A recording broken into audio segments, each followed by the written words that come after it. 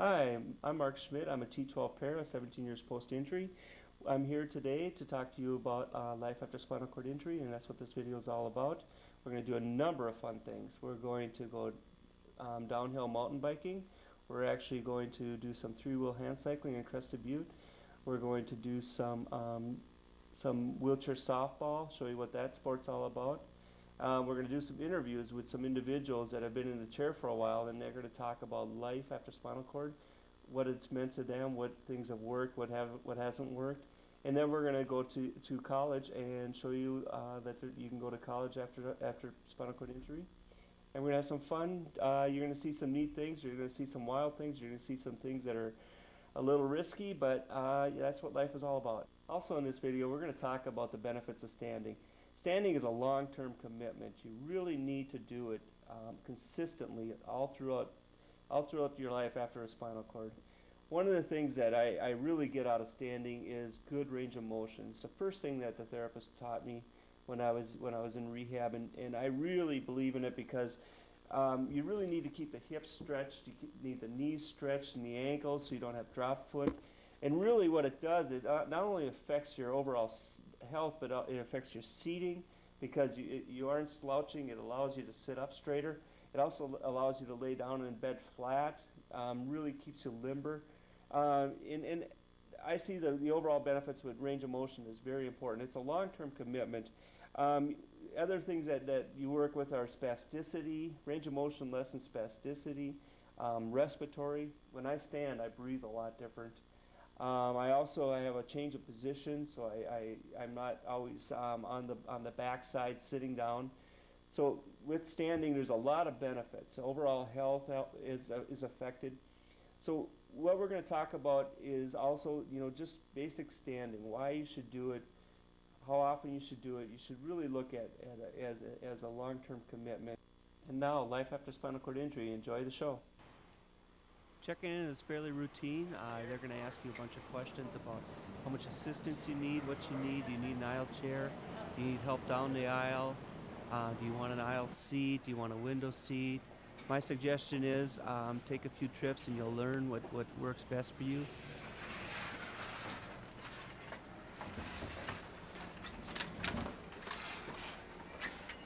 Are you going to need assistance getting to your seat? They can get you I'll need an aisle chair. I find it easiest to go to the curbside, check in luggage almost right away, and then go directly to the gate. That's where you seem to get the best seats. Make sure you go there early enough, at least an hour and 15 minutes before the flight. Another thing you want to do is make sure that you get a gate tag on your chair.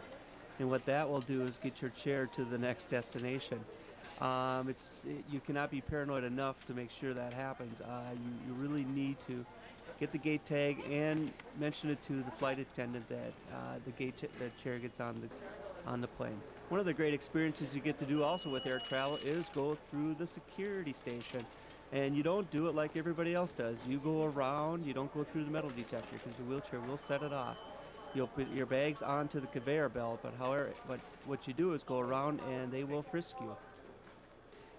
It's not a big deal. It's a light pat down just to make sure you aren't carrying anything. They'll check if you have keys. They'll have you take those out.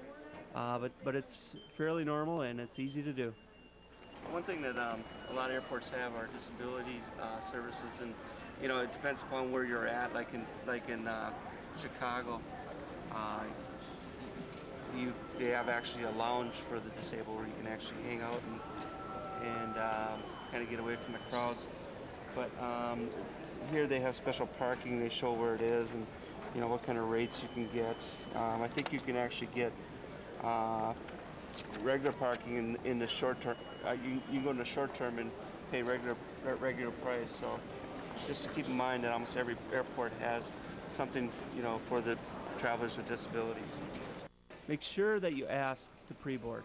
The last thing you want to do is get on after everybody else because it's really a hassle, and also all the luggage room is taken up and you have to deal with bumping into a lot of other people. My questions good with that. Well, I know. Hold on a minute, guys. Wait for me down here a second. weight in the back. It helps to hint that you want to sit further up. Sometimes they give you first class. That's pretty sweet.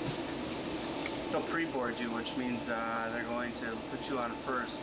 The good thing about that is you don't have to fight the crowd, but the bad thing about it is you get off last. Alright. It'll make your life a lot easier and mine too. I might not have to use the chair that. Okay. 1A and B? Have fun. 1A and B. Awesome. Okay. I think I'll be able to jump in. You think, huh? Okay. Guys, you know what they told me on those labs? Dumped last night. That's what they said. But regardless. Oops.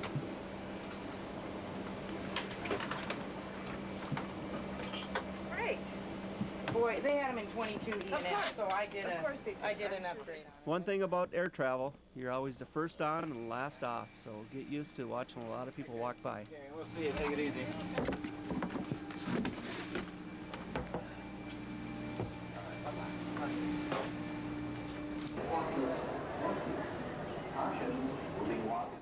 There's a few things you should know about car rental. One is if you need hand controls, you should order them in advance. I think the law is right around 48 hours in advance. One of the tricks I do that helps me out a lot to keep the price down, if you order a compact or a subcompact, in most cases they can't put hand controls in them, and you'll end up with a mid-sized car for the price of a compact car. Great tip, it helps out a lot. It is a compact, but I can get you like a Torres full size. Hand controls are in. This one actually. Another thing you should also make sure is that the car rental station is actually in the airport. If it's not, it's a big hassle getting over there. And what this will do is in a lot of cases they'll bring the car right to the airport for you, so you don't have to get on any bus or any tram. Just keep that in mind. Make sure that the car rental station is right in the airport.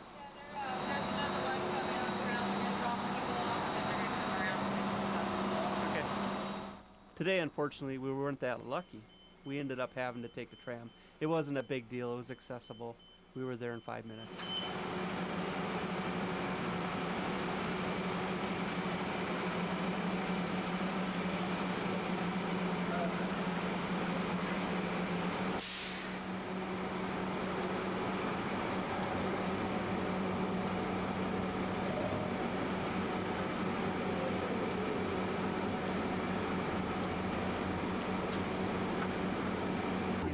I got it.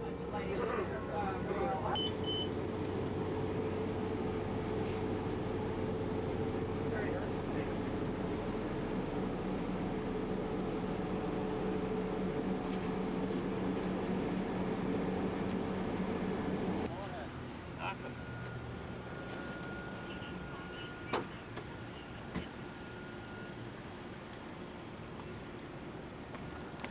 There you go. Thank you.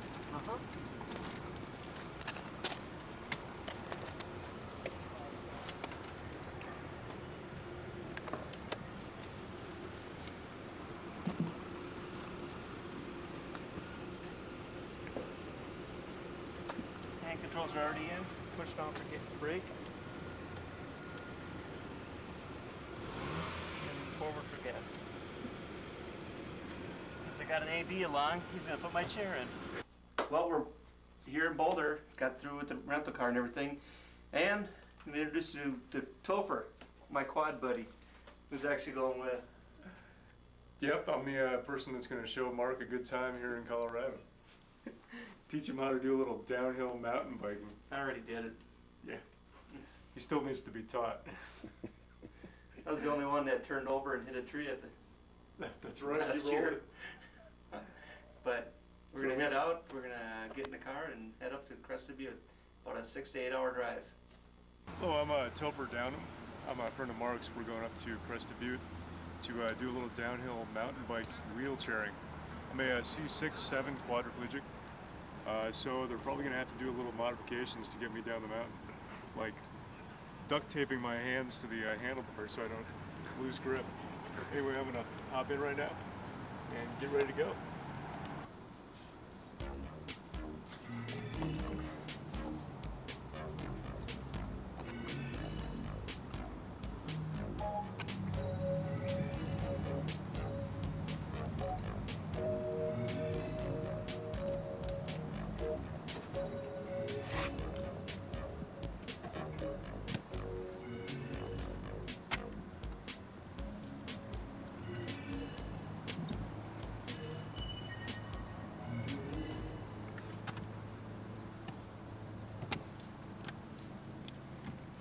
Here we are in Buena Vista, Colorado, over at Pizza Works.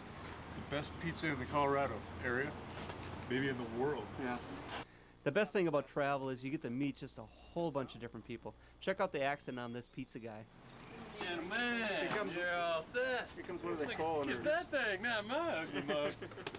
Right on. I did get some jalapenos on them. All right. Best pizza. We're gonna try and find some directions on how to get. Can you show us how to get a shortcut to Crested Butte? Crested Butte shortcut is right over this road right here. This is Cottonwood Pass Road. Okay. Yep, goes right over into a little town of Almont, about 10 miles north. In Crested Butte, we're staying at a person that works at the adaptive equipment place up on Crested Butte Adaptive Equipment Sports. Just called out of bed about 5 minutes ago, and we got to get up there by 8 o'clock so we can get our instructions where we're going to go, who's going to go downhill first, who's going to do the bike first. Topher looks worse than I do. Looks like it's gonna be a fun day. It's nice and sunny out instead of rain, so we should have a good time.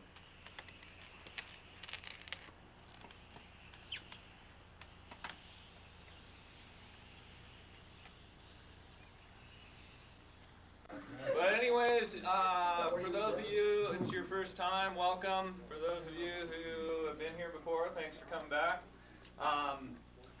It's pretty much the same format as last year. We're going to break everybody into two different groups. Right up there, Group A and Group B.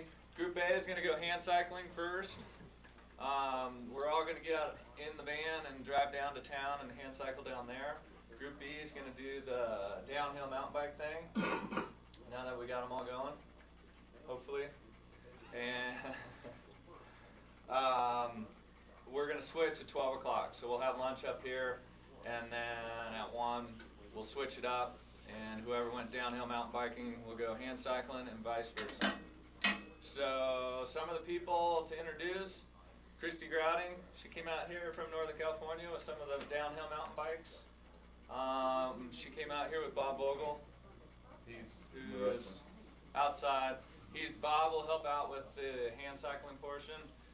We have Sherry Ramsey over here. Experience, she's like top hand cyclist in the country. One of the top. Second. Second. I try harder though. She just did the Ride Across the Rockies with Bob Vogel, so she's pretty fit. Have a wealth of knowledge, I think, to give us. Everybody's important here, but we're trying to get through quick. Steve is going to be the main man for downhill mountain biking as far as trail selection and all that. So Steve's going to work with Christy and Matt, who is one of the main men as far as downhill mountain biking. Second, only to John Davis. Sorry. And so the lift opened at 9, so sorry we got started a little late, but I just want to introduce a few people.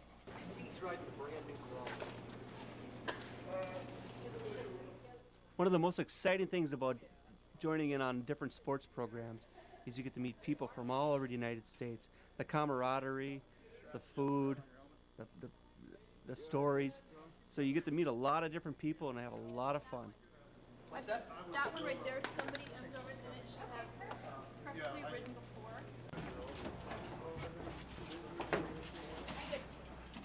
One of the things about these sports is that you use a lot of different equipment, and it gets a little bit tricky getting into them.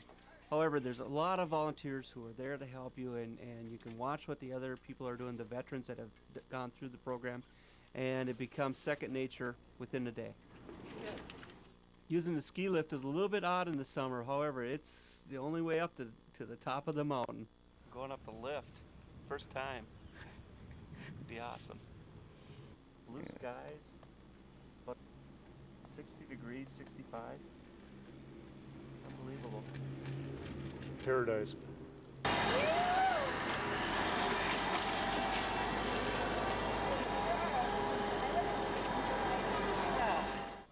One of the things about these sports is that they all carry an element of risk, and you need to listen to the people who have gone through it before and listen to what they have to say about safety.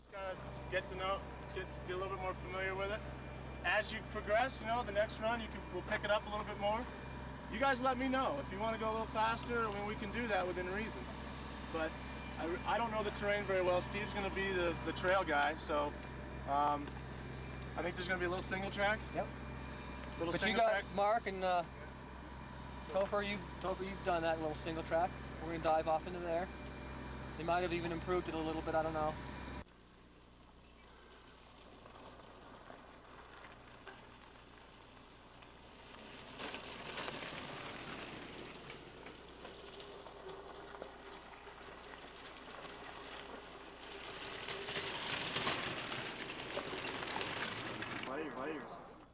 Downhill mountain biking was a blast. Now we're going to try hand cycling. You see all the different hand cycles in the magazines, but I would suggest trying out all of them, and this is the perfect venue for that.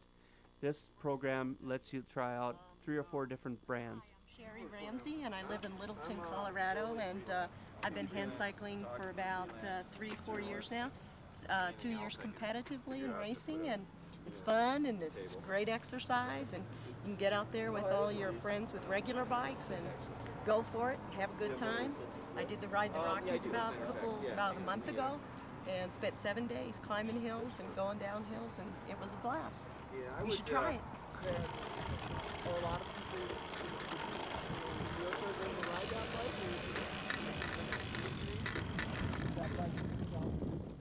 These 3-wheelers are amazing. You get to go so close to the ground and you're moving at a nice speed. You get to hear the gravel underneath the tires, and you're really rolling along with nature. Essentially what we want to do is, whoever's in the lead, when you see a bump or something, or we're crossing, you see a car, or you don't see a car, you know, point it out, chuck hole here, bump there, whatever. You know, it's clear, or stop, wait, there's a car coming. Also, when you're in the lead, let everybody know that you're going to do something. Hey, I'm going to stop, whatever, so they don't run into you. And you can get as close behind somebody as you want, but it's good to give them a couple feet until you feel comfortable with riding. And let's go ride. And sometimes you do this, it's kind of falsely good bicep workout. Good bicep.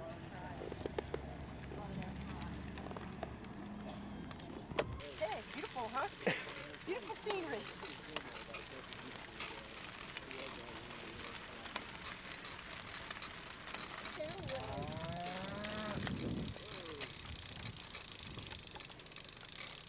Sometimes you run into things that are just utterly ridiculous. Here we go.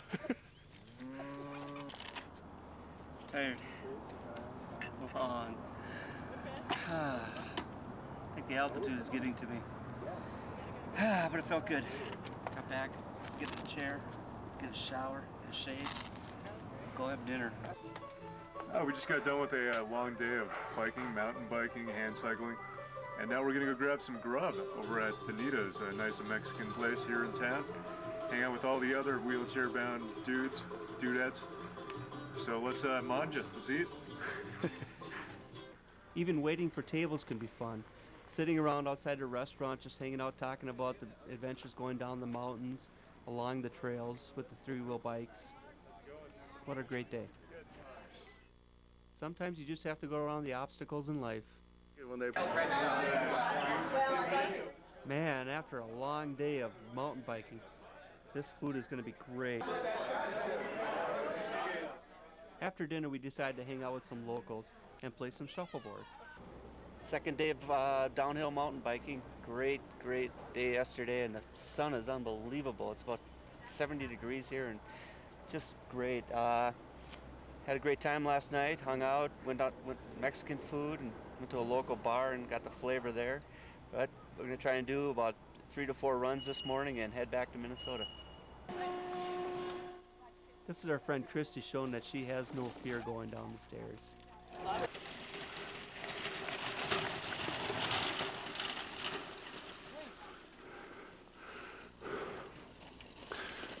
Yeah, baby. Tofa! One of the more exciting aspects of downhill mountain biking is going on the single track trails, which are basically trails dug in by able-bodied bikers.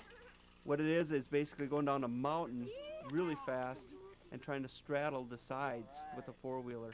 It's a rush that you will never experience anywhere else.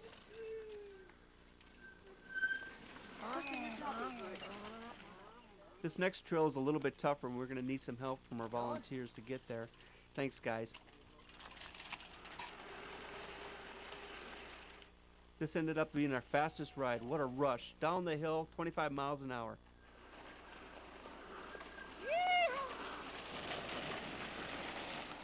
The Adaptive Sports Center is located in Crested Butte, Colorado, and our program pretty much does skiing, snowboarding, downhill mountain biking, all sorts of cycling, hand cycling, whitewater rafting, you name it. And we're located out in Crested Butte, Colorado, but there's a lot of programs throughout the country for people to get involved in. It was awesome trail. Hey, did you guys have fun? I felt bad I had to stomp on a few. That's my Hi, I'm Chris Paul.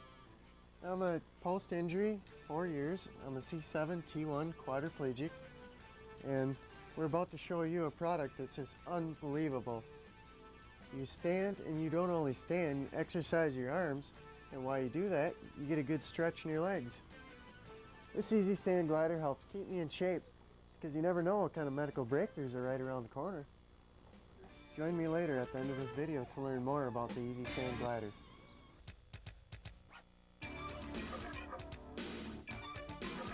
We're at the 23rd Annual National Wheelchair Softball Tournament. If you look at the scoreboard, we've got teams from Nebraska, from St. Louis, Toledo, about 3 or 4 teams from Minnesota, a couple teams from Colorado. We've got Chicago, a couple teams from Chicago, Wisconsin. So it's a pretty big lineup, and it's going to be a fun time. So expect a long weekend of good softball and good competition. Say jump, I would just jump. Get a lead, get a lead.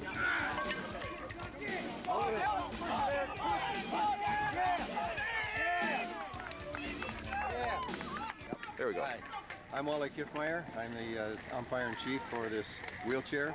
It's the 23rd annual wheelchair tournament, and it's a lot of fun. If you haven't seen it, come on out and take a look. It's been growing every year since I've been connected with it. I've been to the Nationals 7 years in a row, and it's about 10 years that I've been working with this program. If you think you know how to play ball, sit in a chair sometime and try it. See if you really know. Fun parts of this game is the ball is hit out to left field, and the batter is thrown out at first base. Where do you see that in normal play? It's the same game as what they play on the outside. The only difference, or free ball, is the only difference that we have is that we play in the wheelchairs. And there are certain situations that it makes it more fun, more interesting. The double play ball at second base is fantastic to watch. You hear the noise going on in the background? Somebody just got a good hit, they made a good run, and now they're ready to go on with the game. Let's hear from some of the players, how they got here, what they're up to, what their life is all about. Well, my name's Tom Wheaton, originally from Minnesota here, but I lived, the last 3 years live in Colorado. Been hurt almost 11 years. Actually, today was exactly 11 years ago that I got hurt down in Australia. And I gotta tell you, I was paralyzed from the neck down for the first few months. And after trying to figure out how I can get on with my life and learning physical rehabilitation and learning that I would be in a wheelchair, I started getting involved with some wheelchair sports and an organization called the Paralyzed Veterans of America. One of the sports that I started up about a year after recuperating was a sport called sled hockey. And then right after that, I also played wheelchair softball. And I gotta tell you, I've had a lot of fun there because I got a chance to meet people who are having fun with life and learning more about how to live life than really how to swing a bat or to play hockey. You learn about the different ways you have to go to the bathroom, about how you transfer into cars or beds, or different ways to set up your wheelchair so it's easier to push.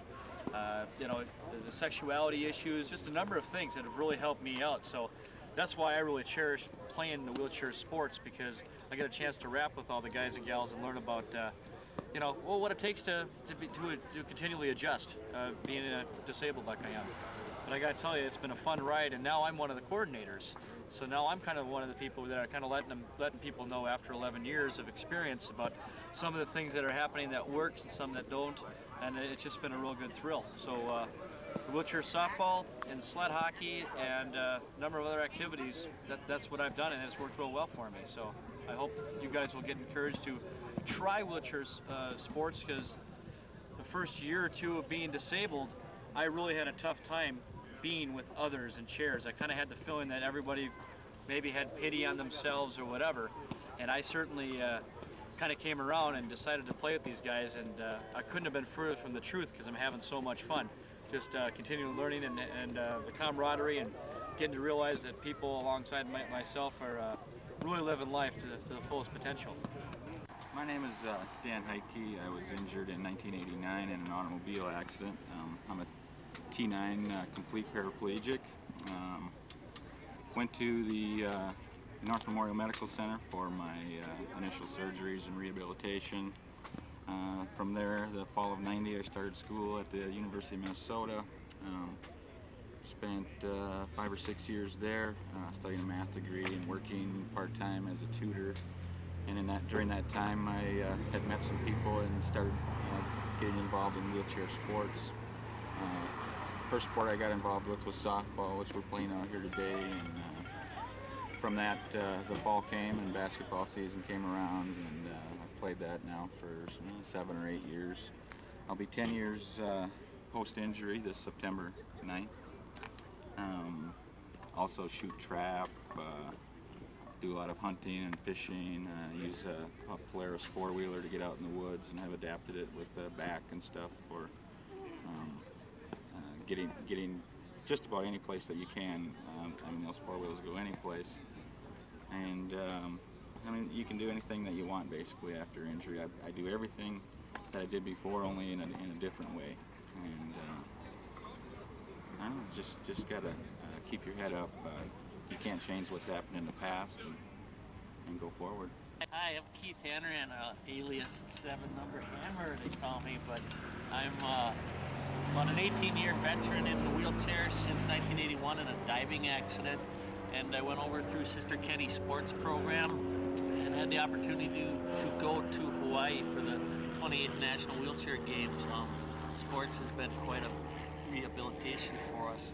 I would highly recommend anybody with new spinal cord injuries, being a 6'7" quadriplegic, got involved with quite a few archery and table tennis and swimming, and it led more down the road to quad rugby, wheelchair softball, and all in all, sports has been great. Get to meet a lot of people, travel, it keeps the mind and the body active, less depression than that for spinal cord injuries or paraplegics. Along with the accommodations that organizations put up for you, and it's been wonderful to be involved with Courage Center Sports and Sister Kenny and travel the world and see and meet a lot of other people. But again, I'd highly recommend anybody with new spinal cord injuries to get involved in local chapters or VFWs and see what you can do. My name is Todd Kimmery. I'm a C5, C6 level quadriplegic.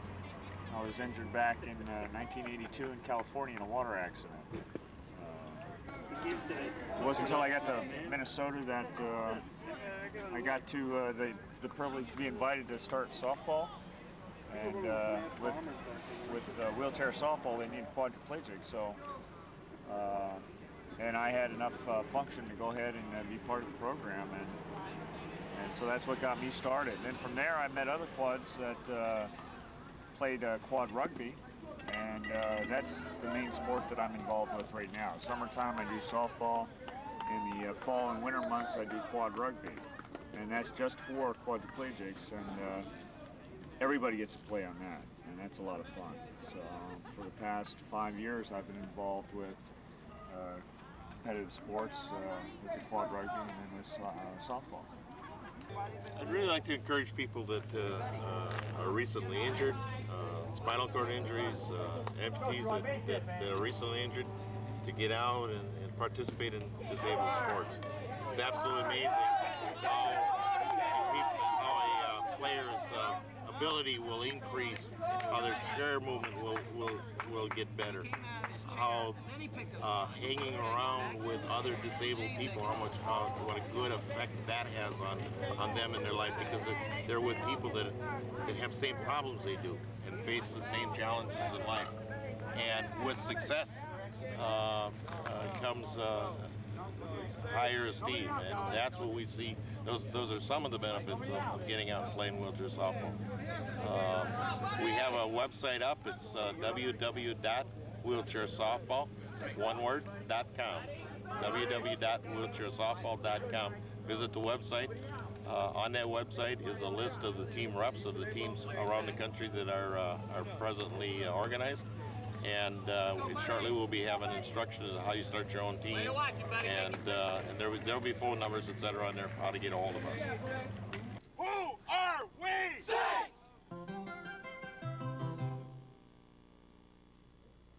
Healthcare professionals have been prescribing and using the Easy Stand for several reasons. Standing aids in preventing atrophy of the leg muscles, as well as improving your range of motion. Standing helps lessen spasms and contractions. Standing is also vital in maintaining bone integrity and helps reduce swelling of the lower extremities. Standing assists in helping kidney and bladder function, which can reduce infection, as well as improving bowel function and regularity. Standing strengthens the cardiovascular system and builds endurance. It also improves circulation and helps to prevent decubiti by changing positions. In the patients that I've seen who have not been on a standing program, they are at a higher risk of developing fractures from very simple falls from their wheelchair. You can develop further kidney problems, including renal stones, which can lead to kidney failure. With the patients here, we get them standing as soon as possible, and they continue to stand throughout their rehab program. And then when we do send them home, we recommend that they stand at least every day, and it helps to maintain the bone density and prevent osteoporosis in the future. When you're confined, you know, to a lift chair or a wheelchair or whatever, you're not independent. But the minute I got in my Easy Stand, I felt very independent. Standing has made me feel more confident about myself. Not that I just have to be in my chair, but that I can do other things, stand up right along with everyone else. No matter what type of standing frame you use, the evidence all points to one fact. Standing is critical to your health. Before beginning any standing program, you need to consult a qualified physician or therapist.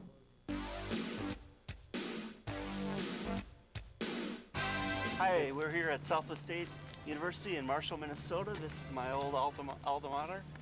I went to school here from 84 to 88, got a degree in marketing, and we're going to visit with our basketball coach, Dale Erickson. He's the wheelchair basketball coach.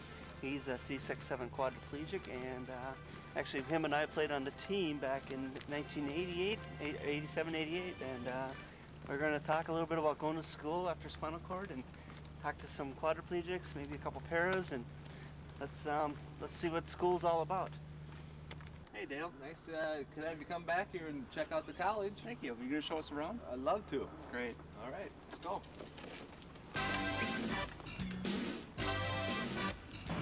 Everything here at Southwest State University is wheelchair accessible. Every room. The weight room here is set up for wheelchair users and also gives them helpers down here if you need anybody to help you do any of your lifting here. We're heading down to the gym area now, and down in the gym area you'll find a trophy case that's set up for the Roland Mustangs, and it has more of our hardware in it that we've garnered over the course of 30 years of competitive sports here at Southwest State. Visiting Southwest State here, we're going through the Student Center, and Once again, accessibility is no problem because you're going to find ramps all over. Now let me take you over to financial aid, which is where every college student should know where the building is.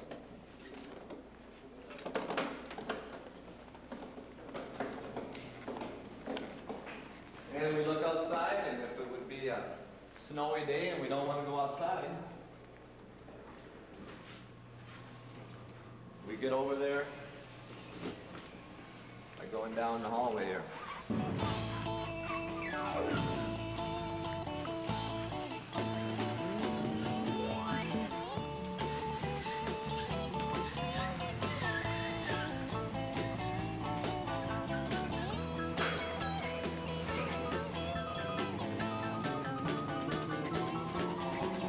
Now we're over to the next building. Hi, we were just walking down the hall and I happened to notice the standing frame that I used to use back in college. I used it for 4 years. Stood a few times a week, and it uses a strap method, which you can see right there, and you just pump it up. Rather archaic compared to what's available now, but it was the modern thing back in the mid-'80s. Minnesota is very fortunate to have Southwest State, such an accessible school that really thinks about the disabled and really gets them integrated into the programs. But I would suggest looking around in your area. There's a number of different schools around the country that are very much like Southwest State.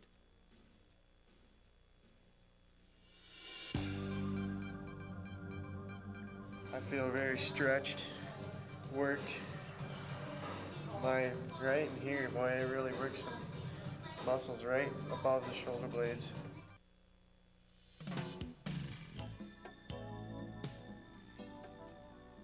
The benefits of standing have long been recognized by health professionals throughout the world.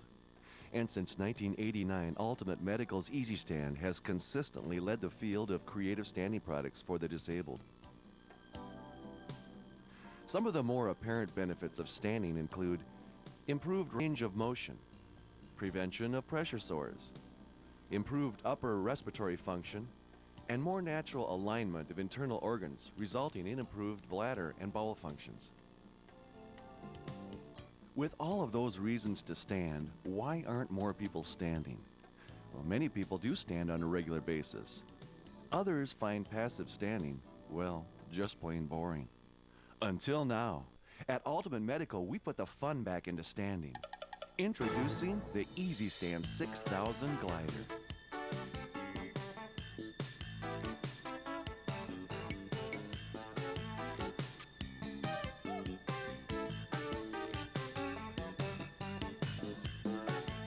It's a therapeutic standing system that combines safe, dynamic leg motion along with an upper body workout. It's easy to use, and many people can transfer independently. Look like fun? You're right, it's an exhilarating feeling.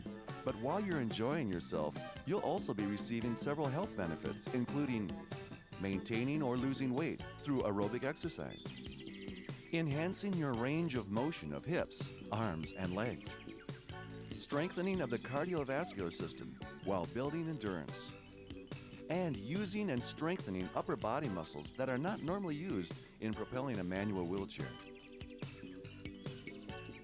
So what are we waiting for? Let's try it out. First, a simple transfer into the unit.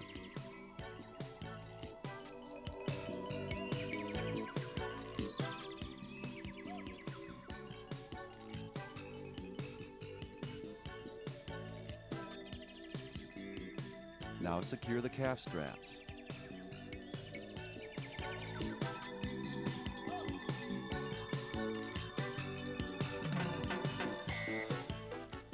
Position the side support.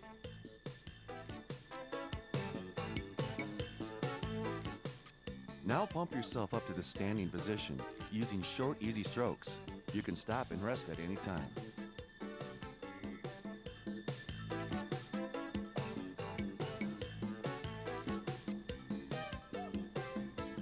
Adjust the glide handles and the front pad.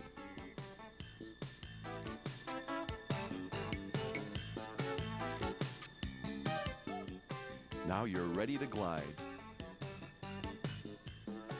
The ergonomically designed glide handles are linked, allowing one leg to move forward while the other moves back. The special design of the handle grips provides therapy for several different muscle groups.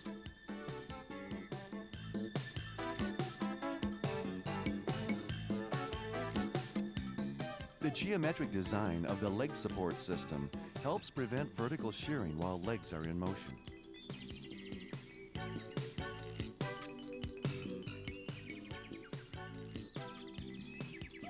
The resistance cylinders provide you with 10 different settings, ranging from a mild to a vigorous workout. And they may be adjusted independently or totally unhooked for a resistance-free workout.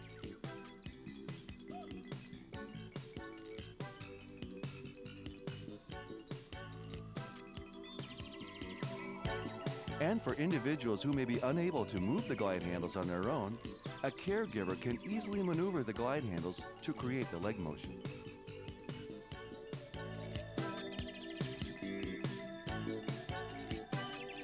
Optional hip guides are available for additional support.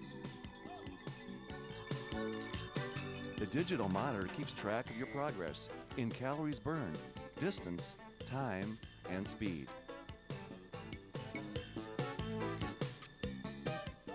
The seat is adjustable in height and depth. The knee pads are adjustable in height. The specially designed transport wheels assist in moving the glider.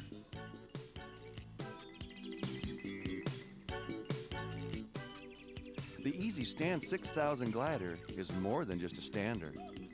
It's leg motion, it's exercise, it's therapy, it's fun.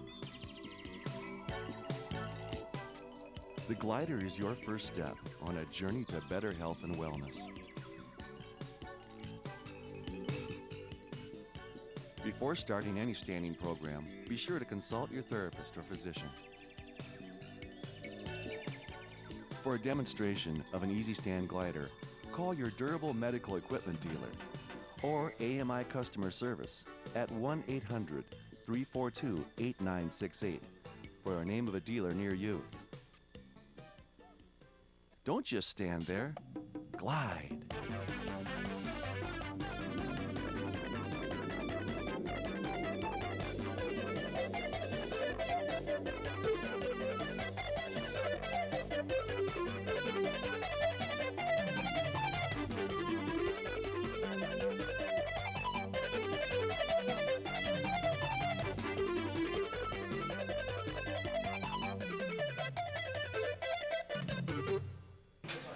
It's a great workout. Your legs move. What else would you want? Hi, I'm Nancy Perlick. I'm with Ultimate Medical. My background's in occupational therapy as well as assistive technology supplying. Just wanted to let you know that there's some very important issues when you're applying for your standing funding. If at all possible, please consider applying for the funding at the same time you're applying for your wheelchair funding. It'll help you probably get the process through in a quick, timely fashion. If you have already applied for your wheelchair funding and you would like to go ahead now and apply for a stander also, that still is a possibility, and your therapist should be able to help you work out the documentation. But if you have any questions, you can always call us at Ultimate Medical. We'll be happy to provide you with this funding guide, and it walks you through the process of assistive technology funding.